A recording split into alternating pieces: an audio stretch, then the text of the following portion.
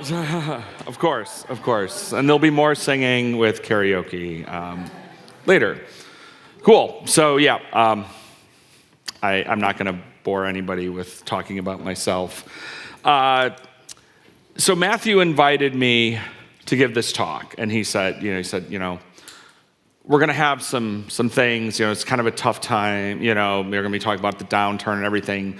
It's like, Matty, it would be really great if you could come and give, we need an inspiring and energetic and uplifting talk to bring us out to all of that. Well, I'm sorry, Matthew. This is the reality. It's rough out there right now.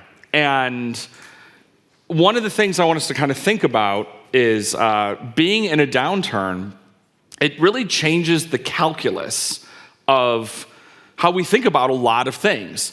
There are ideas and statements and thoughts in this talk that I've been saying for years, but there's also some things that you would not have heard come out of my mouth 6 months ago, right? I would have had a different discussion on many of these topics even back in March. And that's one of the things that's just the reality of where we are right now. I've referred to myself before as the cynical DevRel, is kind of one of my brands. We talked a little bit earlier about having your brand. I guess my brand is that I'm a cynic. But when I talk about that, what do I mean by being the cynical DevRel? And it's this cognitive dissonance, which is, this idea we're holding two thoughts in our head at the same time.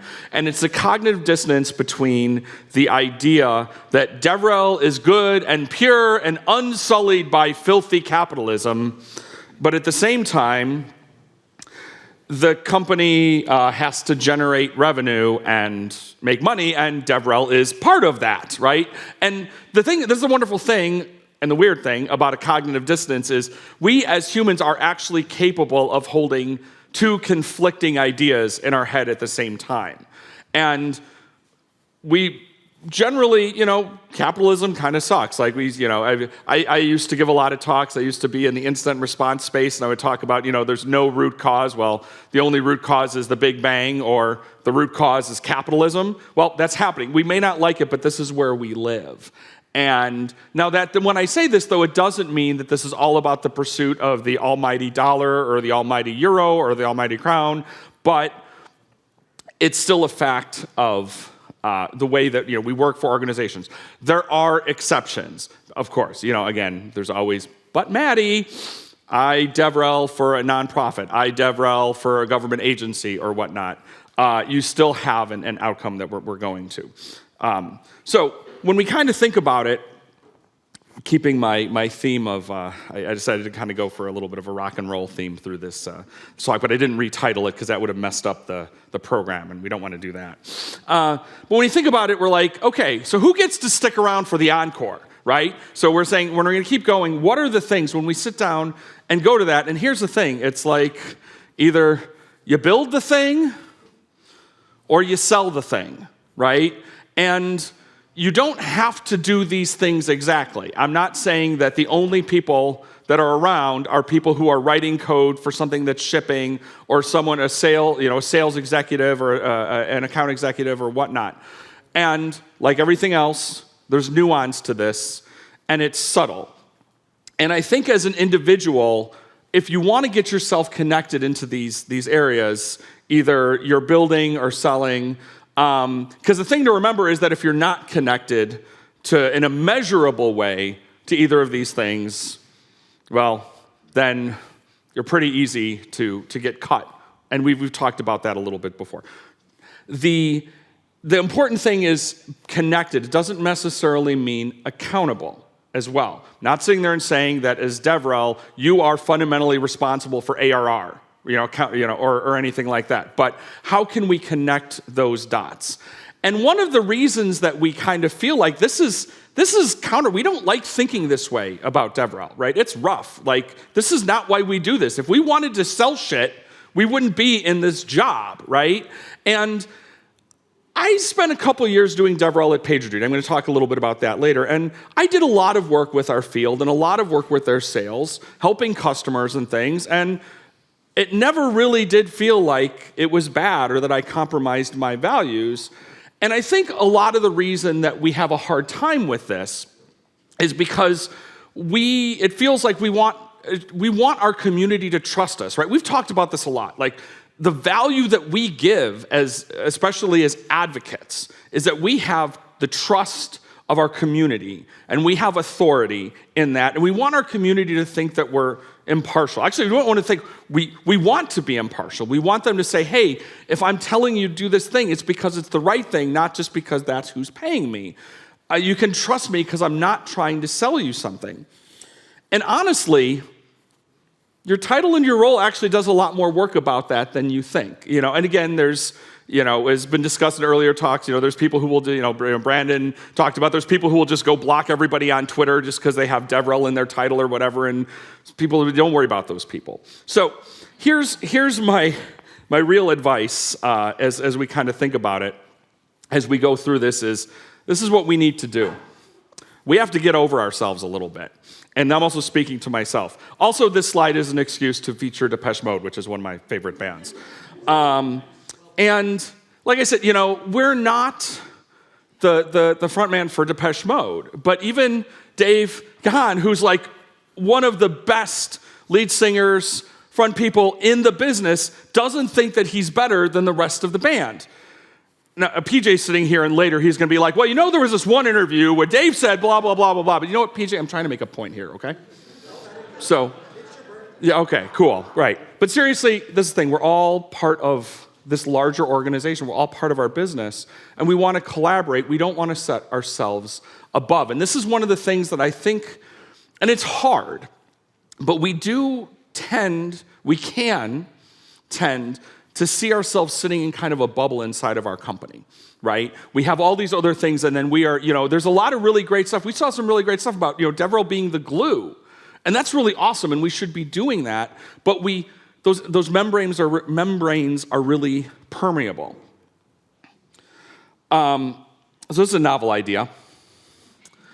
I'm just going to let this one hang here for a minute, because it might make you feel a little uncomfortable. Also, I want to fill a little time. But this is sort of thing, and this is a tough one. Like, it's weird, right? And when I was building this deck, I told a friend of mine that I was going to have to try really hard to not just have it be a whole bunch of screenshots of my own tweets, because I feel like I've written this talk on Twitter over the last couple of years. But it is true. It's like how many of us, we get in this thing, we get tired of the stereotypes about DevRels. Like, okay, DevRels can't code. They're just like influencers, and they just fly around the world, and they go to conferences and go to beaches. By the way, yeah, that's part of what we do, and that's awesome. KubeCon in Valencia, woo! But we have no problem making these same comments about sales reps or something, right? And I also will firmly acknowledge that under-indexed folks deal with those DevRel stereotypes a lot more than someone who looks like me. So I want to acknowledge that. But we are supposed to be high empathy folks in this function. Kim Bannerman has said DevRels are empathy engineers, and I agree with that. But we've also collectively decided that we have some colleagues who don't deserve our empathy because of the job they chose to do. And that just sort of sucks, all right?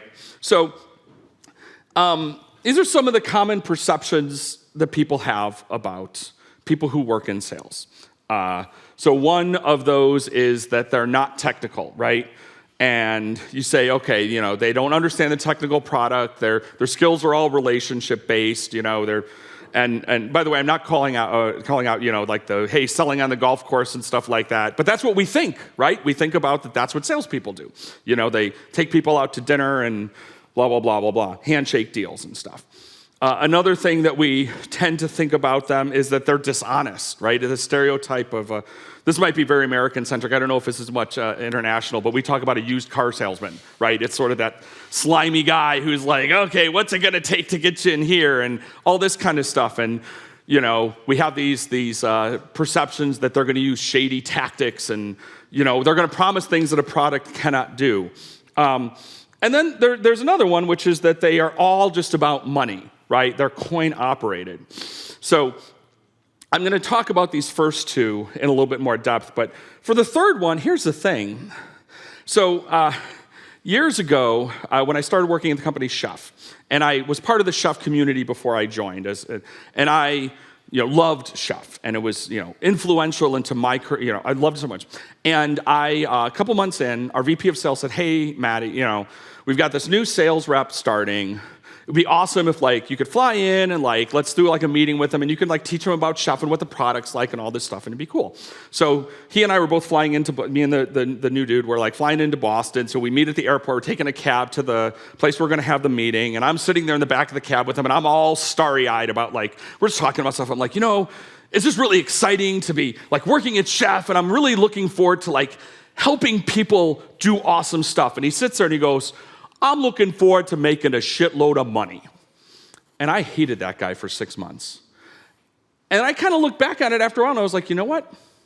Who cares that that's it? Because, first of all, that's a value judgment a little bit. But also, that's what makes them good at getting the deal, because at the end of the day, we need to get those POs. Here's the thing. They can be all about money. They're not billionaires. They can stick around, okay? If you've got, if your account execs are billionaires, then you're, first of all, mazel tov to your company's revenue, because that's amazing, but usually they're not. Cool. Okay. So the thing is, the sales org is, now, again, qualifier, it's not totally evil. It's a little bit, right? To be clear, is it definitely wasn't before. This is not supposed to be salespeople are amazing and everything's great.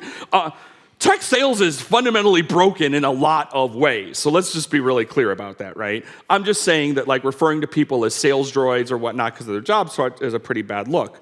But there is a reason that your CEO's best friend is the CRO or the VP of sales. And the things to think about when it comes down to this is no matter what your job is, whether it's DevRel or anything, you will do it better if you understand how your company makes money. And you'll do that even better if you understand the sales function. Quick little side note, because I say this a lot, not just to DevRels. When I would talk to DevRels, I would say, hey, I'd be giving talks to people for DevOps transformation and stuff. I'd say, hey, do you know how your company makes money? If you don't, go find out. I'll wait. And then I spent a year when I was working at Red Hat, and I was working actually in the public sector, working with state and local government agencies, and I would talk to things. And one thing I thought was fascinating is people who work in the government, instead of private enterprise, the answer isn't how does your company make money, because they don't, but you say, what's the mission? They all know, but you go to an average enterprise and you ask people, how does your company actually make money? People don't really know. So you'll think you know, but and your understanding your sales function helps you do that. The other thing is again, I want to acknowledge, there are absolutely toxic people who work in sales. And yes, I think there is something about that function that might attract that a little bit more. But there are also account executives, solution architects, sales engineers who know way more about our technology, our product, and the people who use it than a lot of us do in DevRel. There's a lot to take from that, and we can learn from them. And getting to know how sales and marketing actually work and collaborating can actually help us learn about our products and our users. So I talked earlier. I said, hey, this is about whether we're holding on, looking as the belts are tightening, as was said. Are you building? Are you selling? I'm going to be talking a little bit more about the second one because this is not an hour-long way of closing things. But there are pieces when it comes into that. And a couple other things, too. So you may sit inside the marketing org. This is true whether you sit inside the marketing organization or you don't. And again, turns out people who are marketing professionals know how to do marketing, right? They actually know how to do their job. And there's a couple places where this comes in. When we think about it, one is when you think about folks in marketing, they do user research, right? Market research, they might call it. We call it user research. And so if we can join forces, the sum is greater than the whole of its parts. There's things they know about our prospective folks that we can do. And then also can really help get that voice heard, because it turns out that people whose job it is to get a message out there actually know how to do that. Now, this is a two-way street. We need to work with them. We do not work for them, unless you do. But, that's...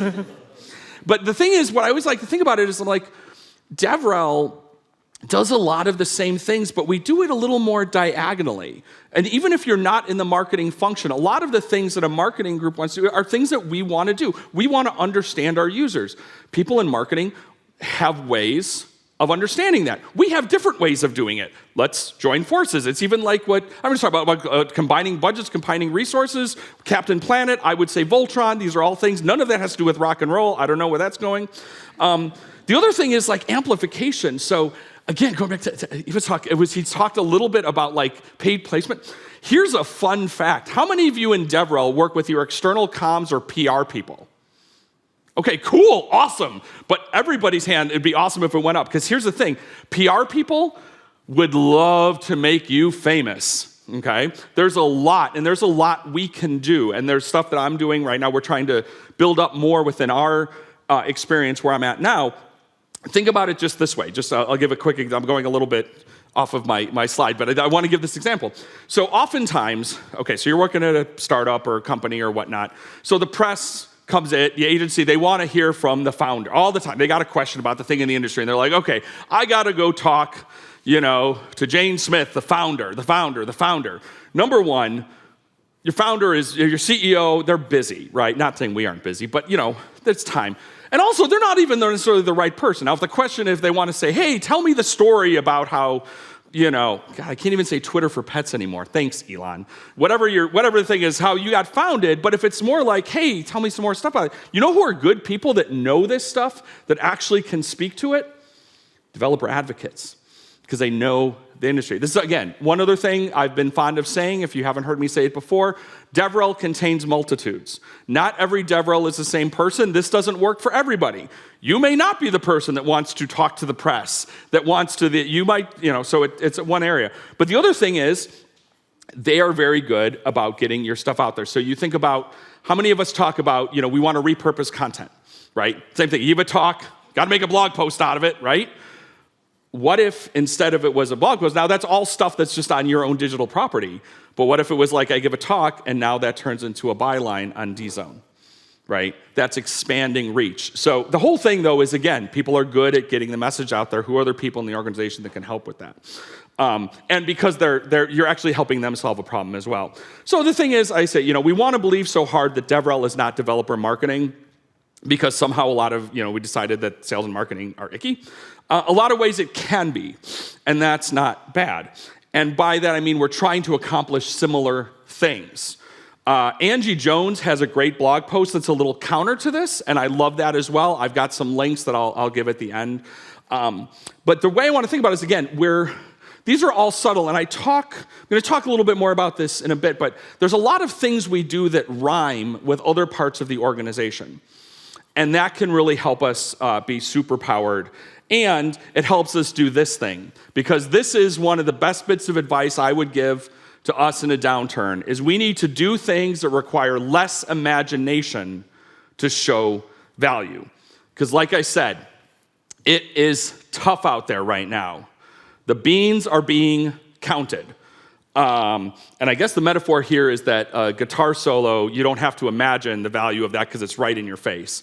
But a lot of times we do stuff where we say, okay, well, let me explain to you why this thing is going to pay off dividends 8 months from now, 12 months from now, 18 months from now.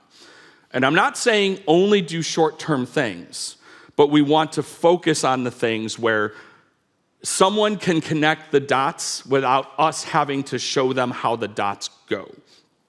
That was an example of one of the things that I would have told you the story differently 6 months ago, right? The other one is, I'd say, one for them, one for you. So, for example, sometimes you might need to do some top-of-funnel content. You're like, okay, I really don't want to write this thing that's sort of inbound, whatnot, blah, blah, blah. I usually use a film analogy for this, which is to say, you have to do the blockbuster movie so you can do the prestige picture, but I had to come up with a new one for rock and roll. And so this is what I came up with. I was like, even Iggy Pop had a song in a cruise ship commercial, so like sometimes you can sell out a little bit. Also, apparently this is another thing, I didn't realize this, because it wasn't in America, but in the UK, Iggy Pop did an auto insurance commercial, and apparently it was super controversial because musicians couldn't get insurance from the company. I thought that was kind of cool. But the trick of these, and it's not necessarily one-to-one either. Like I'm not saying, maybe it's more like 1 for them, 6 for you. That's cool. The trick is don't put your heart and soul into this work, right? Don't work late over it. It's like, just get it done, right? You can't do it. But here's the trick of this stuff. The best part about selling out, you get paid.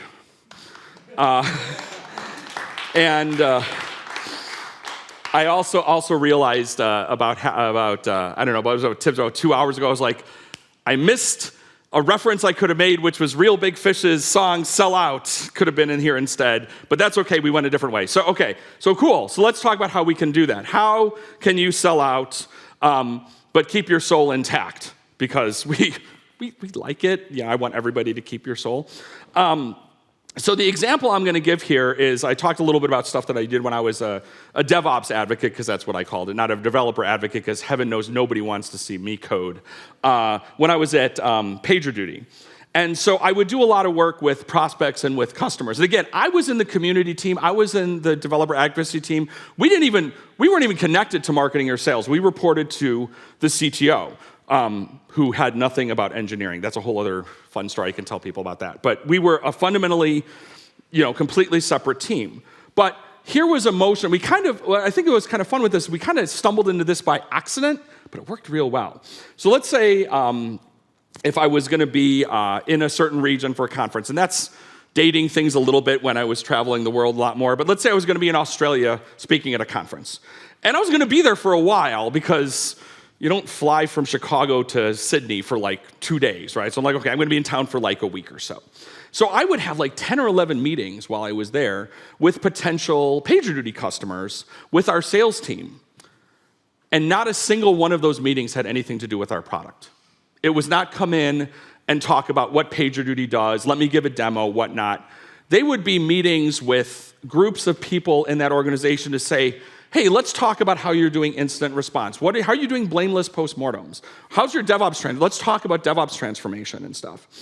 And it was all really high-level culture stuff, but it was really powerful because it did a couple different interesting things. It made the customer say, hey, one of the values of if I am a customer of yours, I have access to stuff like this that isn't just you coming in and pitching a product, right? And there's other ways to do this too. It also adds to the, you aren't just trying to sell me something thing, right? We want to have this conversation. On the side of your sales team, it gives them a reason to have a conversation with a customer. And an account executive wants nothing more in their life but to have a reason to talk to a prospect. And I can't tell you how many meetings I would walk out of, and the sales rep would turn to me and say, I've been trying to meet that CTO for 6 months. Okay? Now, so how can you do DevRel plus sales safely? And warning, this will not work for every kind of DevRel or every kind of product. I'm giving this as an example because number one, maybe you'll look at this and say, I can actually implement this. But it's more to also give the example of, hey, how can we think about things in a different way? So the first thing is, like I said, it's okay to meet with customers and prospects, but not to talk about the product, but to talk about the ideas that might help them see value in the product where that might come in. And again, the way this comes in, and you have to be careful with this. This is a warning I'm going to give you because it depends on your organization. We are not sales engineers. We are not solution architects. It's not because we're better than. We have those in our organization, and they're very good at it. Now, if you're in an organization that does not have sales engineers or solution architects, do not do a single thing I'm going to show you on this slide because you will turn into a sales engineer. So now here's the next one. This is something special being offered to them. Do you remember a couple slides ago I kept reiterating we have to get over ourselves? This is the exception. Not anymore, because when I went to, after I left PagerDuty, I went to Red Hat, and we're trying to do this again, and I would go to the account reps were like, well, I can't get this to work. I said, well, how are you doing? They said, well, I would go and blah, blah, blah. I said, well, you don't go to them and say, hey, Ms. CTO, can I get Matty on your calendar? You go, hey, Ms. CTO, I have this expert, this person, is going to be in region. I would love to be able to offer you the opportunity to have Floor meet with you. Can I get you on her calendar? And it changes the calculus of that. So this is the one time when you don't have to get over yourself. Now, you need to be able to back it up. Don't be full of shit, right? Like actually have the value of that. And again, and then your solution architect, your AE, they can follow up later with the topic to sort of say, okay, cool, so remember we had this thing. This is actually how it connects to the product. The other thing is, if you're having these conversations with these prospects, we talk about feeding, advocating for our users, advocating for our customers. This gives us information because we're having these conversations that can go back in, that we can then feed back into product if that's where we're sitting, all these other kinds of places. So, I used to say that the most effective salesperson at Chef was Nathan Harvey, who was our VP of Community. And there's always been this running joke that a customer will tell a sales engineer something that they would never tell an account executive, because even though your title says sales engineer, they're like, oh, but you're not selling me something. I can trust you, right? So that goes double for developer advocates, right? Because everyone's like, oh, okay, cool. Well, you're just the community guy, right? Did Nathan Harvey want people to buy Chef? Yes, because he liked working at Chef, and we keep working there when people give us money. And so nobody sees us coming. And it's not about being sneaky. I know it's sort of sounding like that way, but here's the thing. This goes back to the authority, and it goes back to the why sales. If the only way someone would buy the product is if you tricked them, maybe you shouldn't be working at that company, right? So this is really about a partnering thing.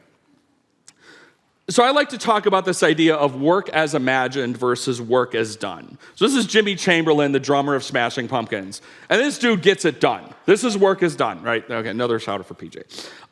Versus you look at the lead singer and whatever he calls himself of Smashing Pumpkins, Billy Corgan. So Billy has he goes and creates the latest album's 7 records long, and it's this exploration and whatever, and you're like, okay, Billy, that's not whatever it is. And then Jimmy's just hitting the skins. He's getting it done. So this is the idea of, we talk about how we would like things to be, but what do we actually do? So we think about, I talked about being able to provide feedback to product and things like that. That's great. That's a great, advocacy. It's a full duplex, bi-directional thing. We advocate for our community. How many folks here, and maybe everybody close your eyes so you don't, if you can be honest or whatever, because I'm going to ask you to raise your hands, actually are enabled to do that in your organization, right? Where you're in a situation. Yes, that's what I thought. Okay, unless DevRel is directly connected or part of product, this is very hard to do. And number one, when things are hard, we tend to not do them. Important point. I am not saying it's not important. I'm not saying we shouldn't keep trying, but in a downturn, we focus on, this is the time to focus on the work is done stuff, right? And it's also great to say, okay, hey, I'm here, I fight for the user, I just work on open source contributions. This is all the stuff that connects to us, right? Makes us look like a little bit of a target. So, okay, but how are we going to do these things? How are we going to show value with less imagination, but still be developer advocates and DevRels and all the things we know we want to do, and that's why we do this job, okay? So a couple things I said before about how, I thought this was a build slide. I screwed this one up. That's okay. It's cool. Well, spoiler, this is what I'm going to talk about. I talked about how DevRel can rhyme with a lot of other parts of the organization. And like that developer success panel yesterday, it was really inspiring a little bit because customer success is another part of the organization that DevRel is a lot like. DevRel, I've said before, DevRel is like customer success for people who aren't necessarily customers, right? And if you go back and you look at what customer success is really about, it's about enabling your customer to be successful. It's not about making them happy, because making them successful, sometimes you're not going to make them happy along the way, but it's letting them accomplish the thing and do that. So there's lessons we can learn from that. So I sort of say business, because it's called different things. You think about partnering and whatever. But here's the thing. So if your company is like, okay, we want to partner, whether it's like an ISV thing or building a partnership with someone else, that's a big ask to say, how do I, do something with Ivan with this other company? So if we're saying okay, we want to, we're like, well, should we be partnering with Honeycomb? Okay, well, we could go through the whole partner channel thing, and then we have to build an integration and do all this work to maybe even find out was it worth it? You know what's not a big ask? For me to like go over to my DA friend, Just Care, and say, hey, let's just do a live stream together in front of your audience and see, do people, when we put these two things together, does this resonate, right? And so maybe if we get some good feedback on that, we're like, oh, okay, cool. When we talk about these things together, the people, it's not a guarantee that we're all going to make like $1 million, but we're like, okay, it seems like it was a little bit of an experiment. We can investigate this more. Or we can say, well, that really went over like a lead balloon. Turns out people who use Honeycomb could not care less about, database, data platform as a service. So maybe those things don't go together. So we can help build those partner things. Also, this is the thing to remember. So these developer for advocate partnerships are powerful. Your network is vast. We know all the people, right? And this is how we can help other parts of the organization. I'll give a little fun story. So when I was at Pulumi, we were wanting to do more official partner activity thing with Datadog. And everybody wanted to do it, right? This was not like, how do we do it? But the Datadog partner marketing folks were just really super busy. So like our partner person at Pulumi just couldn't get anything back, right? It was like, they're like, okay, well, we'll get to it. We're gonna have to schedule. And then I was like at KubeCon and I saw, Elon, who is the VP of product, when I was just walking out, I said, hey, you should do a thing. He goes, yeah, just call Waldo. Let's just do it. And it was 2 DAs and we just slapped a thing together, right? So we can do that, and this goes back to some point I'm going to make in just a minute about what we're going to do together. So a couple things now. We talked about all this, so we need to show value, but set boundaries. This is always good DevRel advice. It is in our DNA to help people, or we wouldn't do this job, right? It is very hard for people who tend to work in this type of field to say no. Even when we want to say no, right? We know we want to say no, but it is so incredibly hard. I am trying so hard to teach this to my team right now. We're working on it. So, and this goes into, because here's one of the risks of the thing I just said when I said, okay, maybe we're gonna do those shorter connecting of dots. So what's the risk? The risk is this becomes the new normal, right? So boundaries help us with this. The other thing is that risk is a little less than you think, because number one, what's the average age of any org chart or strategy in a company? It's like 18 months. So whatever the new normal is, it ain't gonna last that long anyway. So it's fine, everything's always changing. So the thing about boundaries is they can be flexible and situational. So they're not absolute, it's not always the same thing.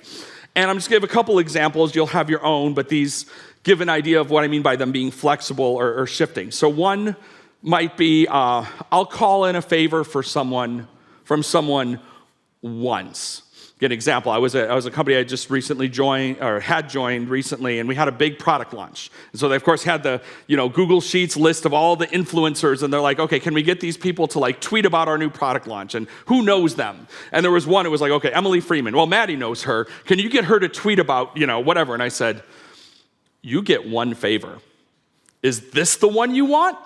Or do you want me to get her to keynote our conference? So that's the thing, because the reason that people do favors for me is I don't ask them a lot. And when they say no, I say it's okay. But here's an example of a boundary. It says, okay, yes, I know people, but I will do it this one time.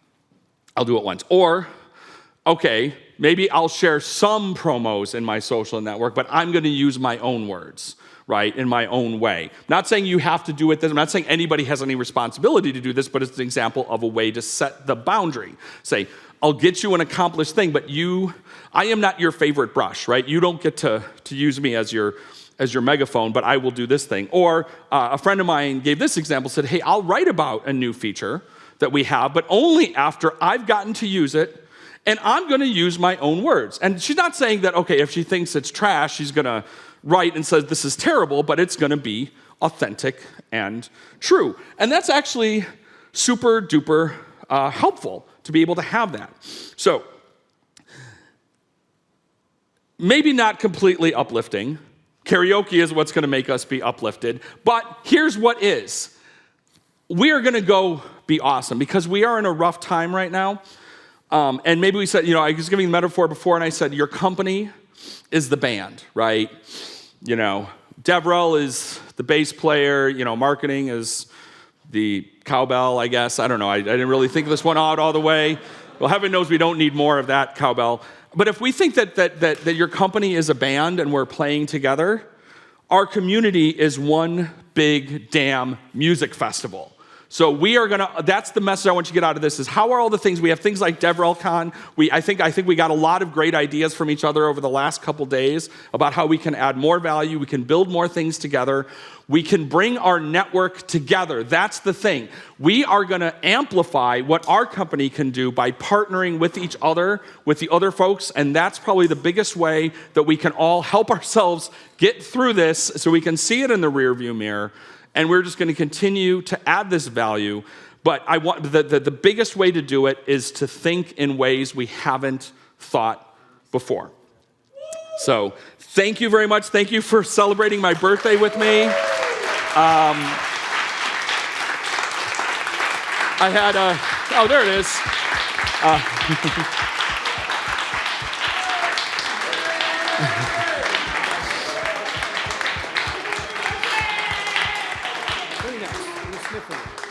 Thank you, yeah.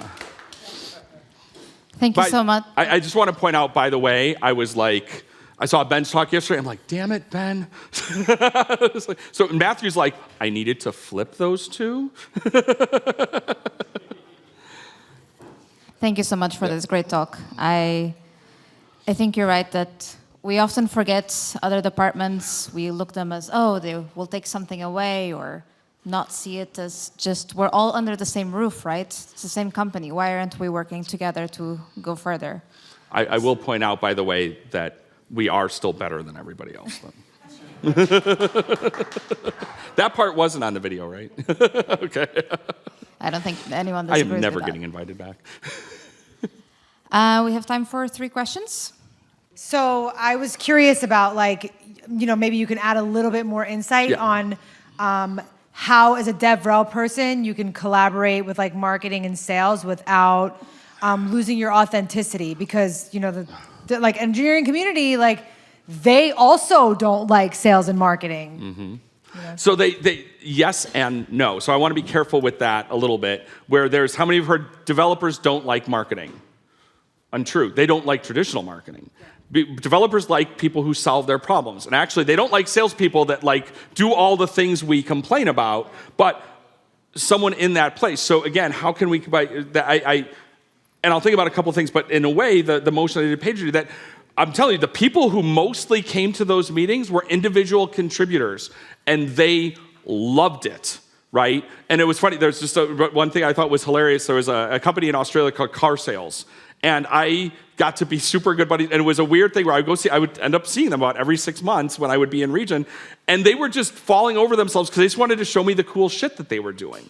So that's the thing. You are collaborating with them because you're not going in there and selling them, but you're bringing something. And there's different ways. So in the example with the PagerDuty, that was one where there was cultural, transformational ways of thinking that had to do with the product. Not every product's like that, but you can do things with some type of, maybe it's a workshop, maybe it's a brown bag. It's something where you're saying, okay, the salespeople will get value out of that. Again, when you look at what your account executive wants, is they want an excuse to spend time with the customer. Okay, so you're like, okay, what can you do where you can go and meet? And again, a meeting doesn't mean I've got my PowerPoint and I'm doing whatever. Spend time with that gives them value, right? So in my case, it was the value was they're like, oh, cool, let's step through how you do incident response. We'll just basically do and that was fundamentally what a lot of these were, where they were workshops. They were sitting there saying cool, let's talk it through. But also, as one of my business card at PagerDuty used to say thought validator, because half the time, all that it needed to be was for someone to tell me what they were doing, so I could say, yes, that sounds great. You are on the right track, right? But even if you're in a dev tooling space or in a place like that, it's how is it connecting to, and the same thing with collaborating with marketing, where you're saying, okay, cool, so what are you trying to do, marketing, and how can we help do it in a way that maintains that authenticity? So some of it is, how many of us have been feeling like you're in an organization where you're okay, part of my job is to tell the marketing people don't say that shit, right? So that's actually part of it, right? You can sit there and say okay, and the reality is, at least in my experience, if you position it right and you don't go in it with your big like, okay, well, you guys are a bunch of idiots, let me tell you what you're doing wrong, but just say, hey, how can we collaborate? People fall over themselves to do that. This is the thing, because it's, like I said, it's a matter of, number one, yeah, but again, to keep that authenticity, it's like, that's why I said, it's like, that's why what you don't do is you don't say, hey, marketing, I'll do a bunch of webinars. Right? So again, if we're gonna do a partner thing, it's like, okay, Dan, I think we probably did this at one point, but when I was at PagerDuty, they'd be like, cool, we want to do a thing with Datadog. I'm like, cool, I'll do like a thing with Frosty from Datadog, but we're not gonna go in there and do a demo of how like Datadog and PagerDuty work together. We're gonna like talk about a topic. And that gets people interested, and that's of value. And it's still also, this goes back to one other thing I think we have to be cautious about. We have our own preconceived notion about certain value, because sometimes, like, especially those of us that do like community events and days, sometimes we over-rotate on community authority, and we forget that sometimes people actually do want to see a pitch, and they do want to see a demo. And, so it's like a matter of saying like, but in a concrete way. So, yeah, so it's possible. And thank you. Karaoke. I think that's it. We're all ready for karaoke.